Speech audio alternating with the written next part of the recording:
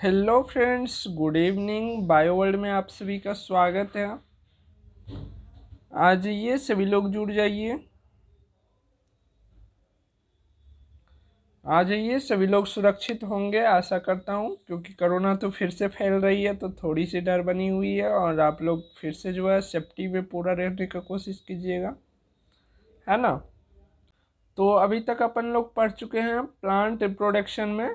Pollination तक देख चुके थे, पॉलिनेशन के कितने टाइप्स होते हैं, सेल्फ पॉलिनेशन और क्रॉस पॉलिनेशन किस प्रकार से होता है। अब जो है पॉलिनेशन होने के बाद क्या होगा, फर्टिलाइजेशन होगा मेल गेमिट और फीमेल गेमिट के बीच। तो आइए आज की क्लास में हम लोग जो है फर्टिलाइजेशन को कंप्लीट करते हैं, ठीक है। उसके बाद ढेर सारा क्वेश्चन प्रैक्टिस करेंगे।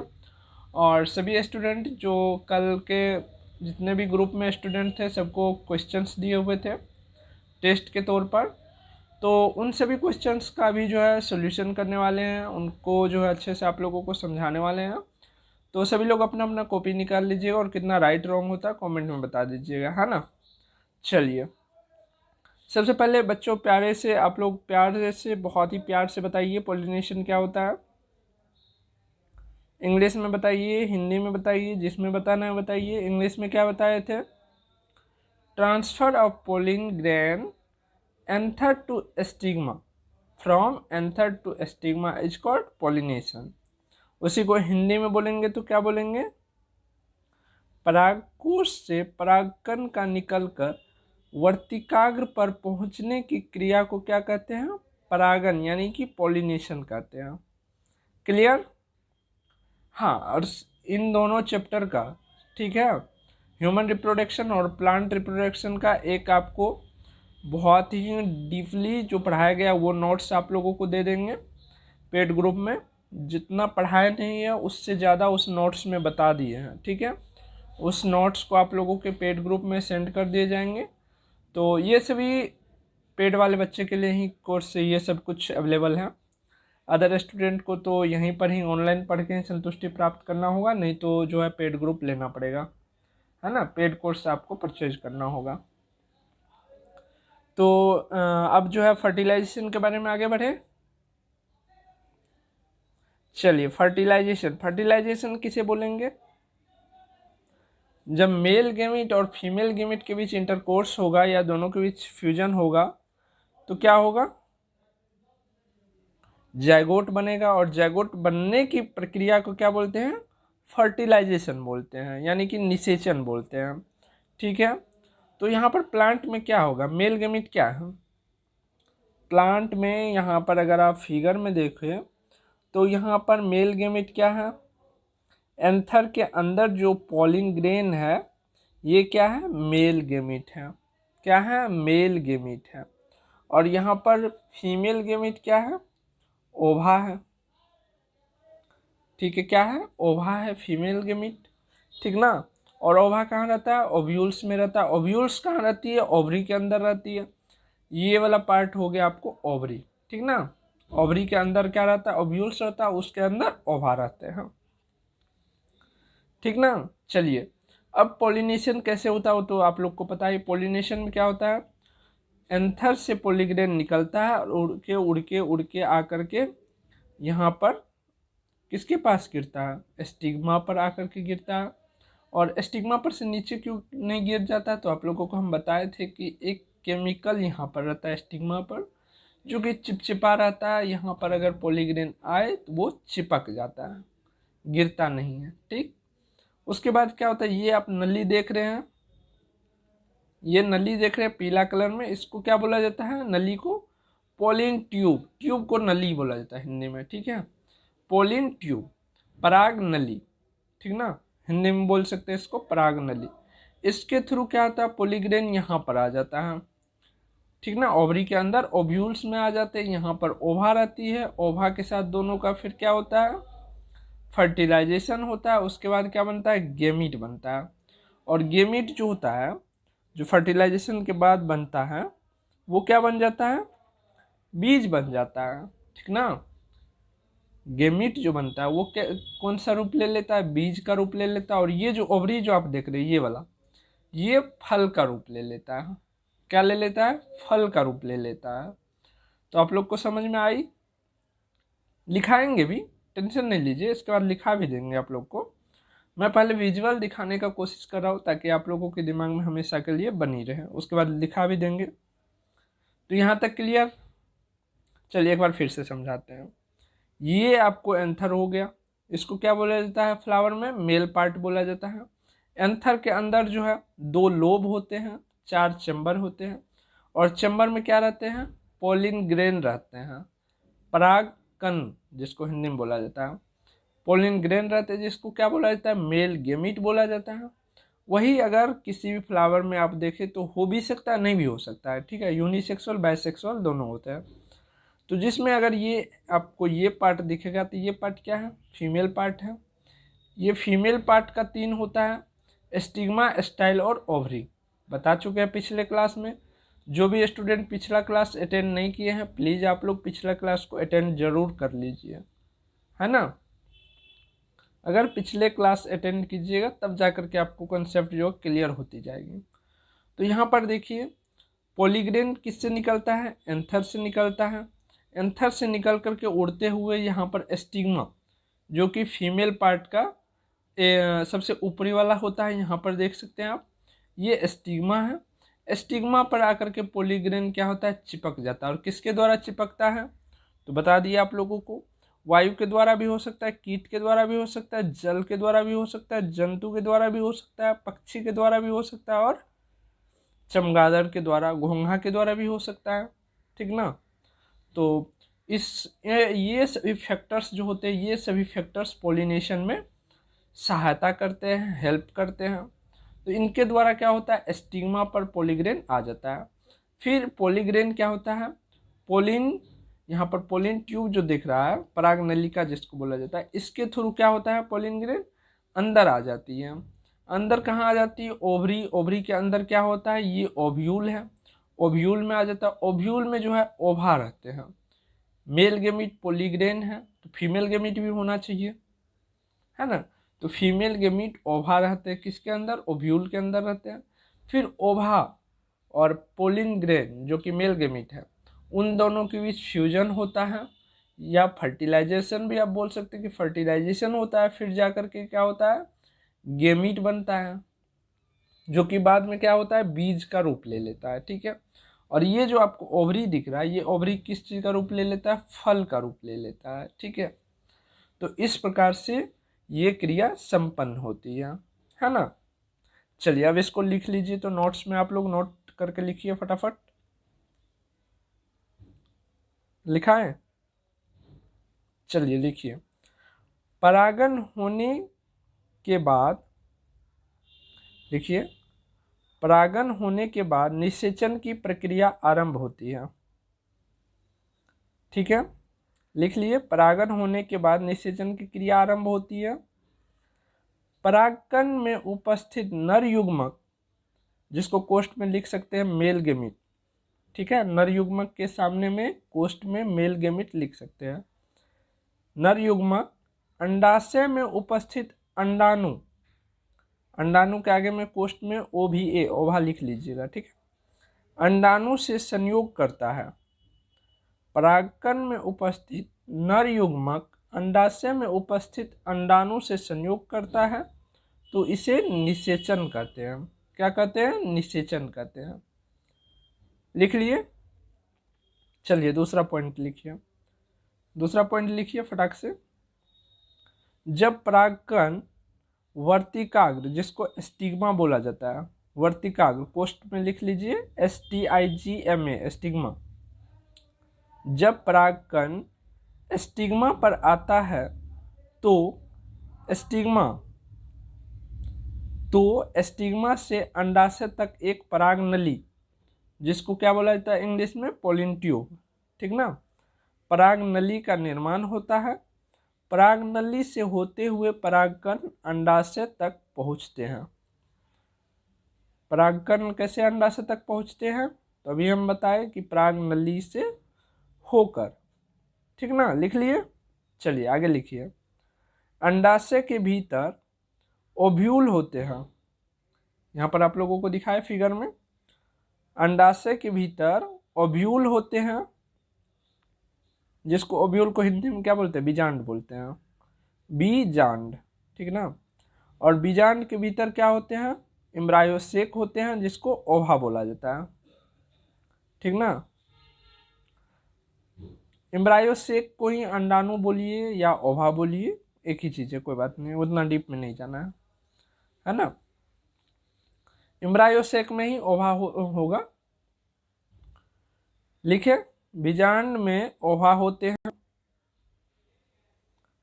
तथा मेल गेमीट पहुंचने के बाद, मेल गेमीट ओव्यूल में पहुंचने के बाद ओवा और मेल गेमीट के बीच क्या होता है, फर्टिलाइजेशन होता है, यानी कि निषेचन होता है। नेक्स्ट पॉइंट लिखिए, निषेचन के बाद अंडाशय जो ओवरी है, अंडाशय फल के रूप में विकसित होता है तथा बीजाणु, जैगोट जो बना था, बीजाणु बीज में परिवर्तित होकर फल के अंदर सुरक्षित रहते हैं। लिख लिए, निषेचन के बाद अंडाशय फल के रूप में विकसित होता है तथा बीजाणु बीज में परिवर्तित होकर फल के अंदर सुरक्षित रहते हैं। लिख लिए इतना। चलिए, जो स्टूडेंट नहीं लिख पाए हैं तो वो दोबारा से इस वीडियो को देखिएगा, और पेड वाले बच्चे को टेंशन नहीं लेना है। आप लोगों को फुल जो है दोनों चैप्टर का, ह्यूमन रिप्रोडक्शन और प्लांट रिप्रोडक्शन का फुल का पीडीएफ आप लोग को मिल जाएगा, और बहुत ही बड़ा नोट्स है, जो कि आप चाहे तो कहीं जाकर के इसको पीडीएफ के रूप में निकलवा लीजिएगा पेज के रूप में, नहीं तो कॉपी पर नोट कर लीजिएगा, ठीक ना। आज आप लोग को मिल जाएगी क्लास के बाद। तो यहाँ तक क्लियर हो गया। अब चलिए, निषेचन के बाद जो होता है, जैसे फर्टिलाइजेशन हो गया तो उसके बाद ये पंखुड़ी वगैरह का क्या काम है, तो देखते हैं कि कौन कौन से पार्ट जो है गिर जाते हैं फूल के, ठीक ना। चलिए, तो यहाँ पर देखते हैं, निषेचन के पश्चात फूल के विभिन्न भाग में हुए परिवर्तन। निषेचन के बाद जो है फूल के कौन कौन से भाग में परिवर्तन होते हैं ये हम जानते हैं। बाह्य दल पुंज, बाह्य दल पुंज क्या होता है, निषेचन के बाद सूख करके गिर जाता है, ठीक है। उसके बाद दल पुंज, जिसको इंग्लिश में क्या बोला जाता है, करोला, करोला भी क्या होता है, सूख करके गिर जाता है। और ओवरी, जिसको क्या बोला जाता है, अंडाशय, अंडाशय क्या होता है, फल बन जाता है। ये इंपॉर्टेंट है, इसको याद रखिएगा, ठीक ना। ओवरी फल का रूप ले लेता है, ठीक है। अंडाशय की भित्ति, फल भित्ति पेरिकार्प बना लेती है, क्या बना लेती है, अंडाशय की भित्ति क्या करती है, पेरिकार्प, यानी कि फल भित्ति बना लेती है। और बीजांड, ओव्यूल जो होता है, जिसके अंदर ओवा रहता है, वो क्या हो जाता है, फर्टिलाइजेशन होने के बाद उसके अंदर जो है बीज बन जाता है, ठीक ना। और बीजांड का जो लेयर होते हैं, इंट्यूमेंट लेयर जो होते हैं बाहर से, वो क्या हो जाता है, बीज का खोल बन जाता है, ठीक ना, खेल नहीं खोल। चलिए, अब आगे बढ़ते हैं और ढेर सारा क्वेश्चन करते हैं। तो क्वेश्चन के लिए तैयार है आप सभी लोग? चलिए फटाफट क्वेश्चन करते जाइएगा, है ना। पहला क्वेश्चन देखिए, निम्न में से कौन अलैंगिक जनन एसेक्सुअल रिप्रोडक्शन की विधि है। एसेक्सुअल रिप्रोडक्शन की कितने टाइप्स होते हैं ये हमने थ्योरी क्लास में आप लोगों को बताया था, 5-6 टाइप्स बताए थे, ठीक ना। जिसमें पहला आया था फ्यूजन, उसके बाद बडिंग, उसके बाद जो है बीजाणु जनन, उसके बाद पुनरुद्रभवन, उसके बाद कायिक जनन, ये सभी टाइप्स था ना। तो यहाँ पर देखिए, विखंडन, बीजाणु जनन, मुकुलन, ये सभी बताए हुए थे, और ये सभी किसके टाइप्स है, एसेक्सुअल रिप्रोडक्शन के टाइप्स है। तो क्या हो जाएगा, राइट आंसर डी हो जाएगा, ठीक है। उसके बाद दूसरा नंबर क्वेश्चन है, किस प्रकार के जनन प्रक्रिया में जनक के शरीर से कलिका, जिसको इंग्लिश में बड बोलते हैं, BUD बड, ठीक है, बड निकलती है, या बड के द्वारा जो है जनन होता है, नए जीव की उत्पत्ति होती है।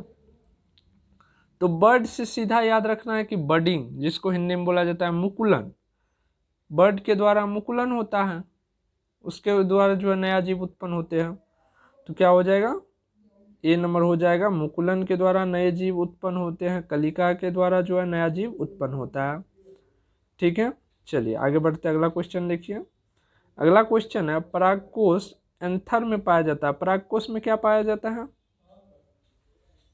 एंथर क्या होते थे? 2 लोब के होते थे, ठीक है, ऐसे होते थे ना एंथर।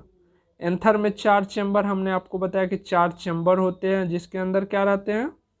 मेल गेमिट यानी कि पोलिन ग्रेन, जिसको हिंदी में बोला जाता है परागकण। तो यहाँ पर सी नंबर देखिए, आपको परागकण पाया जाता है किसके अंदर? एंथर के अंदर, ठीक ना। चलिए चौथा नंबर क्वेश्चन देखिए।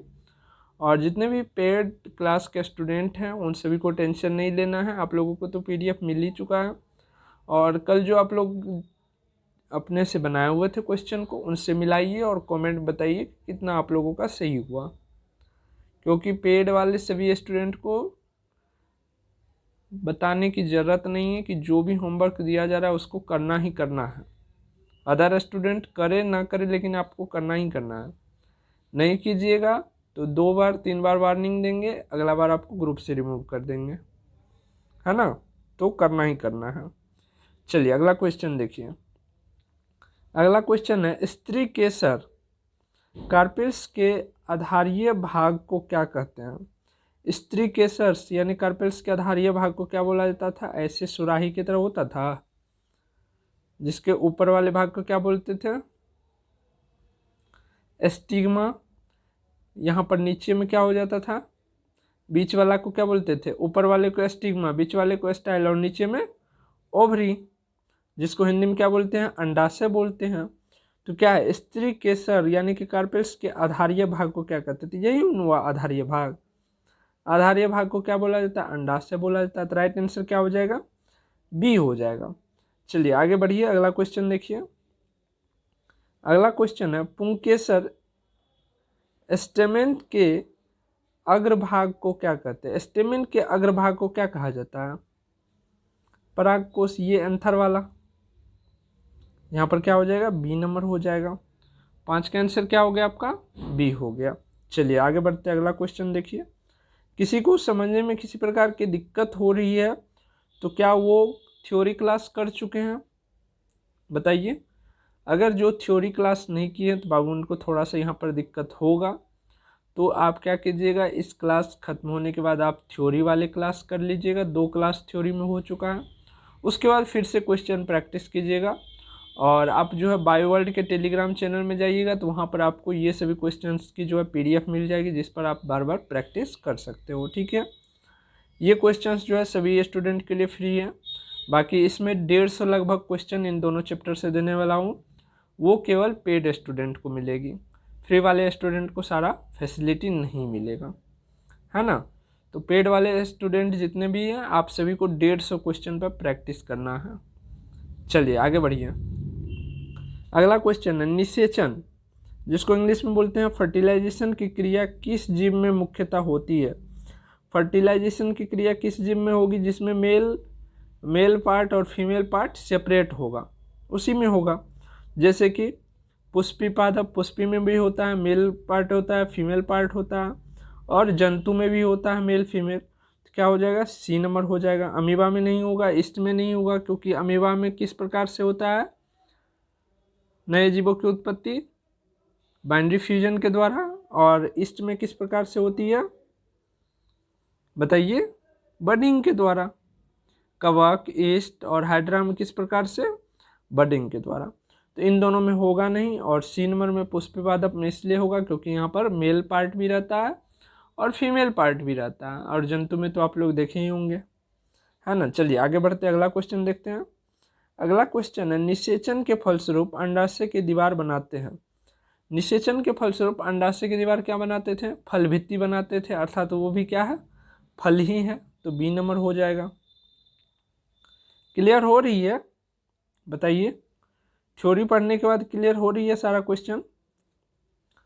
नर युग्मक तथा मादा युग्मक के संयोजन से बनते हैं। नर युग्मक और मादा युग्मक यानी कि मेल गेमीट और फीमेल गेमीट के मिलने से क्या बनते हैं जी? जैगोट बनते हैं। क्या हो जाएगा? 8 का ए हो जाएगा।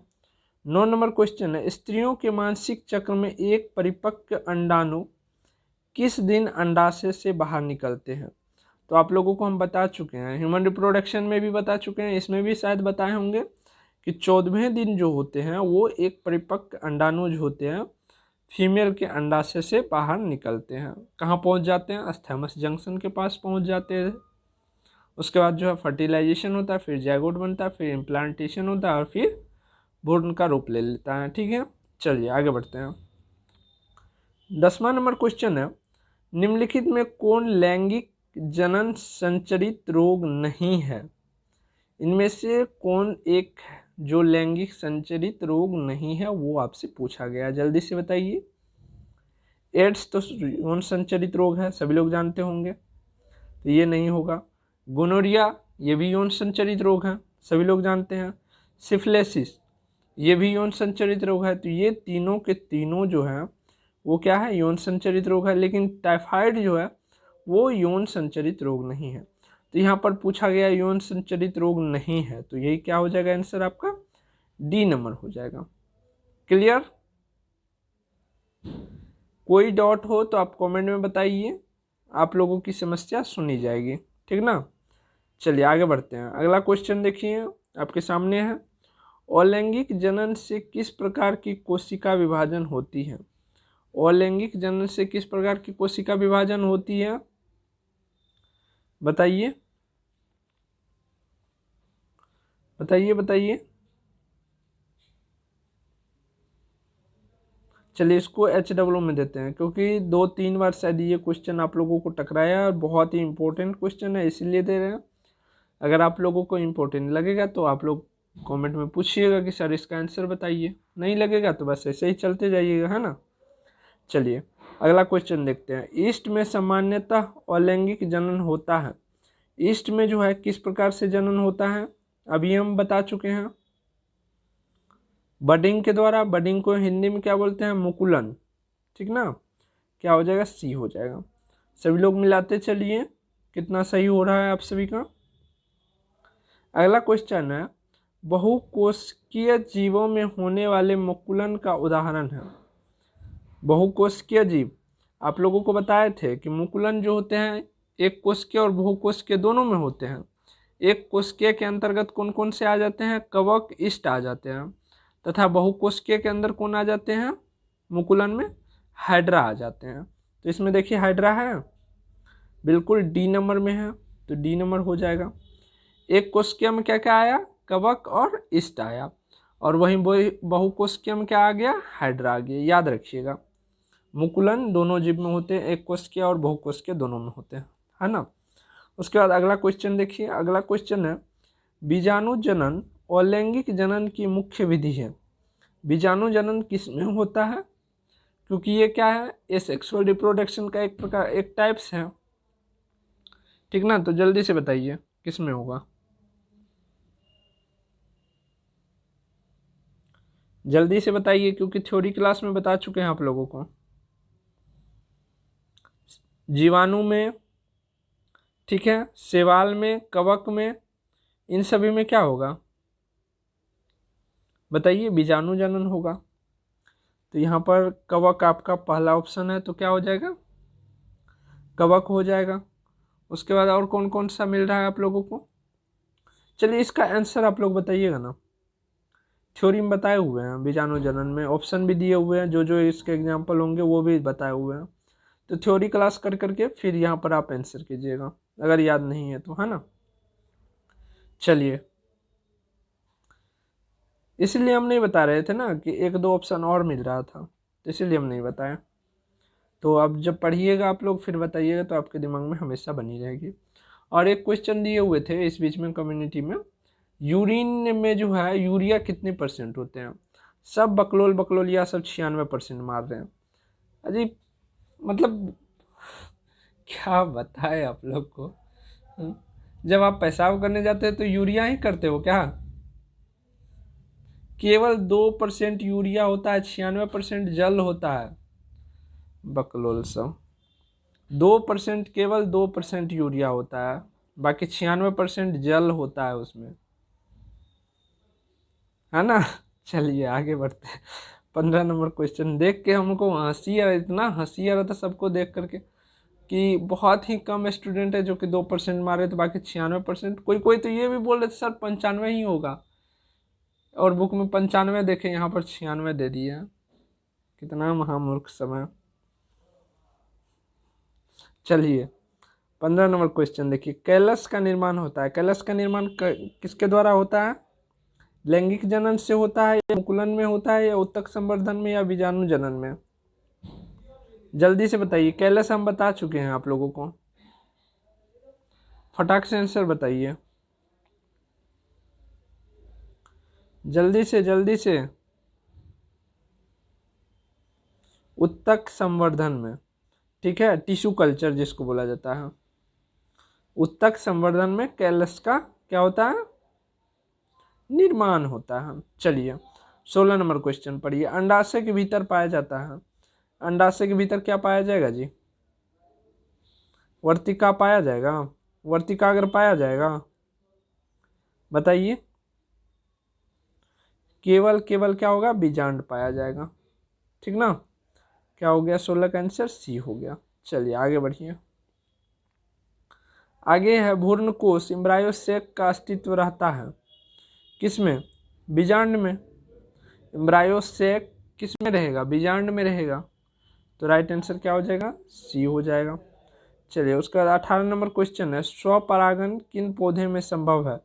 स्वपरागन, सेल्फ पोलिनेशन, एक ही पौधे के एक ही पुष्प में या एक ही पौधे के दूसरे पुष्प में? तो बताइए इनमें से क्या होगा? स्वपरागन तभी होगा जब क्या होगा, सॉरी, पौधा के पुष्प में क्या होगा? मेल पार्ट और फीमेल पार्ट दोनों उपस्थित होंगे, तब क्या होगा? सेल्फ पोलिनेशन होगा। क्रॉस पोलिनेशन तभी होगा जब फ्लावर में जो है एक ही पार्ट उपस्थित हो। क्या हो जाएगा 18 का आंसर? जल्दी से बताइए। केवल उभयलिंगी, ठीक है, एक लिंगी में नहीं होगा। एक लिंगी रहेगा तो क्रॉस पोलिनेशन हो जाएगा, उड़ करके दूसरे फूल में जाना पड़ेगा, जो कि क्रॉस पोलिनेशन का नेचर है। सेल्फ पोलिनेशन जो है बाइसेक्सुअल फ्लावर में होता है, ठीक ना। चलिए आगे बढ़ते हैं, अगला क्वेश्चन देखिए। अगला क्वेश्चन है आपका, मनुष्य में शुक्राणु तथा अंडाणु का निषेचन होता है। मनुष्य में शुक्राणु तथा अंडाणु का निषेचन होता है, ये उस चैप्टर से भी क्वेश्चन है इसमें बुआ, ठीक ना, ह्यूमन रिप्रोडक्शन से भी है, तो याद रखिएगा। मेल गेमीट और फीमेल गेमीट का ह्यूमन में कहाँ पर होता था? फ्लोपियन ट्यूब के स्थाइमस और एम्फोला जंक्शन के बीच होता था। तो यहाँ पर सीधा सा दे दिया है फ्लोपियन ट्यूब में, तो राइट आंसर हमारा क्या हो जाएगा? डी नंबर हो जाएगा, फ्लोपियन ट्यूब में, ठीक ना। उसके बाद 20 नंबर क्वेश्चन पढ़िए, किस स्थिति में कॉर्पस ल्यूटियम सक्रिय रहकर हार्मोन प्रोजेस्टेरॉन का रिलैक्सिन स्रावित करता है? किस स्थिति में जो है कॉर्पस ल्यूटियम सक्रिय रहकर यानी कि एक्टिव रह करके हार्मोन प्रोजेस्टेरॉन तथा रिलैक्सिन का स्रावित करता है? किस स्थिति में? जल्दी से बताइए, बहुत ही इंपॉर्टेंट क्वेश्चन है, जल्दी से बताइए। जबकि हम बता चुके दोनों हार्मोन के बारे में, ह्यूमन रिप्रोडक्शन वाले क्लास में हम बता चुके हैं, ध्यान तो रहता नहीं है आप लोगों को। अंडाणु के निषेचित होने के बाद, अंडाणु के निषेचित नहीं होने की स्थिति में, बताइए क्या हो जाएगा? अंडाणु के निषेचित नहीं होने की स्थिति में, जब फर्टिलाइजेशन नहीं होता है उस स्थिति में दोनों क्या होता है? रिलीज होता है। चलिए आगे बढ़ते हैं, अगला क्वेश्चन देखिए। अगला क्वेश्चन है, लैंगिक जनन संचरित रोग हार्पिस। हार्पिस के बारे में बताए थे ना, हार्पिस किससे होता है? बैक्टीरिया से होता है, वायरस से होता है, प्रोटोजोआ से होता है, या ईस्ट से होता है? चलिए होमवर्क रहा आप लोगों को, और पेड ग्रुप के जितने भी 40-45 स्टूडेंट हैं, अगर 40-45 स्टूडेंट का एक का भी होमवर्क नहीं आया ना, तो फिर देख लीजिए आपको क्या सजा मिलेगी।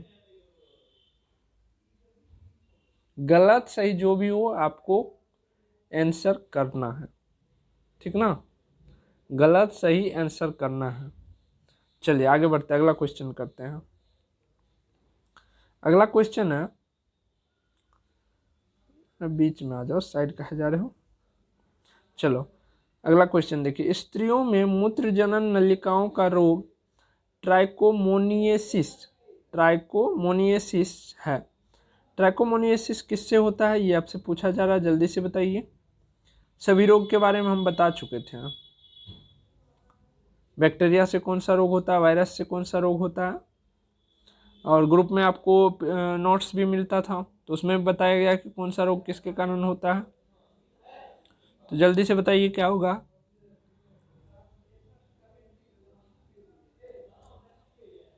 प्रोटोजोआ से होता है, ठीक है, प्रोटोजोआ से होता है, याद रखिएगा इसको हमेशा। चलिए, अंडो उत्सर्जन की क्रिया किस हार्मोन के कारण होता है। अंडो उत्सर्जन की क्रिया किस हार्मोन के कारण होती है, जल्दी से बताइए। LH के द्वारा, ठीक ना। चलिए नेक्स्ट क्वेश्चन देखिए, गर्भावस्था में किस हार्मोन की मात्रा सबसे ज़्यादा होती है। गर्भावस्था में सबसे ज़्यादा हार्मोन्स के लेवल किस हार्मोन के रहते हैं, सबसे ज़्यादा हाई लेवल, जल्दी से बताइए। प्रोजेस्टेरॉन के, ठीक ना, प्रोजेस्टेरॉन के। अगला क्वेश्चन देखिए, अगला क्वेश्चन है, मनुष्य में जयूरा यानी कि प्लासेंटा का निर्माण कब होता है। प्लासेंटा जो होती है वो मदर बॉडी और फीटस जो होते हैं, भ्रूण जो होते हैं, उनको ज्वाइंट करके रहते हैं और उसी के द्वारा न्यूट्रिशन उनको प्राप्त होता है, ठीक है। वो कब बनता है, भ्रूण रोपण के समय, जिसको इम्प्लांटेशन बोलते हैं। भ्रूण रोपण के 1 सप्ताह के बाद, भ्रूण रोपण के 4 सप्ताह बाद, या कभी भी, जल्दी से बताइए कब होगा, प्लासेंटा कब बनता है। बहुत ही इंपॉर्टेंट क्वेश्चन है, सभी के सभी 4 सप्ताह बाद बनते हैं, ठीक ना, याद रखिएगा 4 सप्ताह बाद। 4 सप्ताह के बाद जो होती है, मतलब भ्रूण जो होते हैं डिजेनरेट होकर जो गिर जाते हैं, वो नहीं हो सकता है नॉर्मल स्थिति में, क्योंकि उसके बाद प्लासेंटा बन जाता है और मदर बॉडी से जो होता है बहुत ही अच्छे से अटैच हो जाते हैं, ठीक ना। उसके बाद मतलब थोड़ा नॉर्मल एक्टिविटी जो होते हैं उसके दौरान वो भ्रूण नष्ट होकर के नहीं गिर सकते हैं प्लासेंटा बनने के बाद, याद रखिएगा। चलिए आगे बढ़ते हैं। 4 सप्ताह जो है ये डेट याद रखिएगा हमेशा। अगला क्वेश्चन देखिए, अगला क्वेश्चन है, हाइड्रा में प्रजनन किस विधि से होता है, बताइए बताइए, जल्दी से बताइए। हाइड्रा में जो होता है म्यूकुलन के द्वारा भी होता है, बता चुके हैं, और किस विधि से होता है, बताइए बताइए। हाइड्रा में दो या तीन विधि से हम बता चुके थे, हाइड्रा में किस किस प्रकार से होता है और किस प्रकार से आप बता दीजिएगा, ठीक है। तो यहाँ पर राइट आंसर जो उसका हो जाएगा डी नंबर हो जाएगा, एक से अधिक विधियां हैं, लेकिन फर्स्ट विधि मुकुलन हो गया, दूसरा क्या होगा वो आप बताइएगा, ठीक ना, ये बता दीजिएगा आप लोग। चलिए अगला क्वेश्चन देखिए, अगला क्वेश्चन है 27 नंबर, हमारे रोग निरोधी क्षमता सबसे अधिक कौन प्रभावी करता है। HIV वायरस के बारे में हम आप लोग को बताए थे जब हम पढ़ा रहे थे ह्यूमन रिप्रोडक्शन, तो वहाँ पर HIV वायरस के बारे में बताए थे आप लोगों को कि HIV वायरस के कारण मरता नहीं है कोई आदमी। HIV वायरस क्या करता है, हमारे बॉडी का जो इम्यून सिस्टम होता है उसको नष्ट कर देता है, बर्बाद कर देता है। उसके बाद कोई भी नॉर्मल से भी आपको डिजीज हो, खांसी सर्दी भी हो, तो वो ठीक ही नहीं होता, उसी के कारण जो होता है पेशेंट की मृत्यु हो जाती है। HIV से मृत्यु नहीं होती है। तो क्या हो जाएगा, सी नंबर हो जाएगा, जो क्या करता है केवल टू केवल हमारे निरोधी क्षमता, ठीक ना, उसको क्या करता है, इम्यून सिस्टम जो होता है उसको बर्बाद कर देता है, नष्ट कर देता है। चलिए 28 नंबर क्वेश्चन देखिए, 28 नंबर क्वेश्चन है, टेस्टिस में पाए जाने वाली नली को क्या कहते हैं। टेस्टिस में पाए जाने वाली नली को क्या बोलते हैं, जल्दी से बताइए। टेस्टिस से क्या होता है, स्पर्म निकलता है, जिसको हिंदी में स्पर्म को क्या बोलते हैं, शुक्राणु बोलते हैं, तो क्या बोलेंगे, शुक्राणु नली बोलेंगे। और शुक्राणु नली कौन कौन से हैं तो हम बता चुके हैं, ठीक ना, ह्यूमन रिप्रोडक्शन में बता चुके हैं, तो क्या हो जाएगा आंसर, बी नंबर हो जाएगा। चलिए अगला पढ़िए, अगला क्वेश्चन, अगला क्वेश्चन है, संतान उत्पत्ति प्रसव क्रिया का नाम है। प्रसव क्रिया का नाम क्या है? पर्चुरेशन, ठीक ना, पर्चुरेशन, बी नंबर हो जाएगा, ठीक ना। चलिए अगला देखिए क्वेश्चन, स्त्रियों की गर्भ अवस्था कितने दिनों की होती है? आई थिंक सबको पता होगा ये, ठीक ना। चलिए होमवर्क में दे रहे हैं, फिर भी लड़के को खास करके नहीं पता रहता, वैसे पता होना चाहिए सबको। तो आप लोगों ने देखा 30 क्वेश्चन करवाए हैं। अगला क्लास और होगा एक क्लास इस चैप्टर से, जिसमें कि दोनों चैप्टर का प्लांट रिप्रोडक्शन और ह्यूमन रिप्रोडक्शन दोनों का जो है और सारा क्वेश्चन जो है अगला क्लास में कम से कम 50 क्वेश्चन करवाएंगे।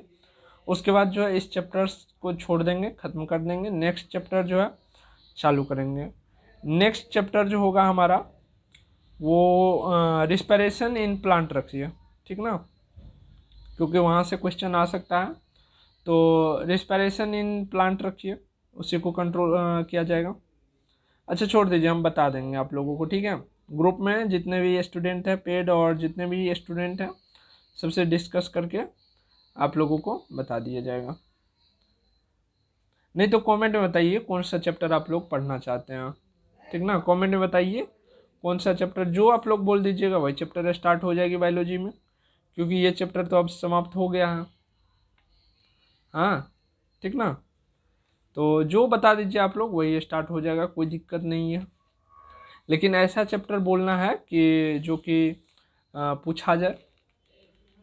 Transport in plant and animal रहने दीजिएगा, transport in plants and animals, ठीक है, लिख लीजिए इसी को, transport in plant and animal. In chapter को पढ़ के आइएगा, प्लांट्स में पहले पढ़ के आइएगा, फिर एनिमल का भी पढ़ लीजिएगा, दोनों का जो है मिला करके क्लास करवा देंगे। उसके बाद दोनों का लगभग 50-100 क्वेश्चन करवा देंगे, तो सारा क्वेश्चन शायद निपट जाएगा। और पेड वाले बच्चे को तो टेंशन लेना नहीं है, आप लोगों को ढेर सारा क्वेश्चन करना है, 150 लगभग क्वेश्चन आपको एक चैप्टर से करना है।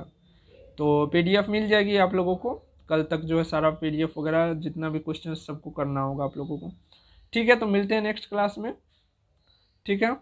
और सेकेंड काउंसलिंग का जो अलॉटमेंट ऑर्डर था वो भी आ चुका है। जिन स्टूडेंट का हो गया उन सभी को कॉन्ग्रेचुलेशंस, कमेंट में बता दीजिएगा किन किन को हो गया है, और जिनको नहीं हुआ है तो अब उम्मीद मत रखिए कि अब आपका कुछ होने वाला है, ठीक है। अब एक ही उम्मीद रखिए कि अब नेक्स्ट ईयर की आप लोगों को जम करके प्रिपरेशन करना है, क्योंकि एग्ज़ाम जो है बहुत जल्द होने वाली है। तो उसी हिसाब से आज से जो है भागते हुए तैयारी करना है, समझ गए ना, दौड़ते भागते हुए तैयारी करना है, रुकना ही नहीं है, कुछ भी अब समझौता किसी चीज़ से नहीं करना है, सिर्फ और सिर्फ पढ़ना है, पढ़ना और पढ़ना है, बस इतना ही और कुछ नहीं, ठीक है। तो मिलते हैं नेक्स्ट क्लास में।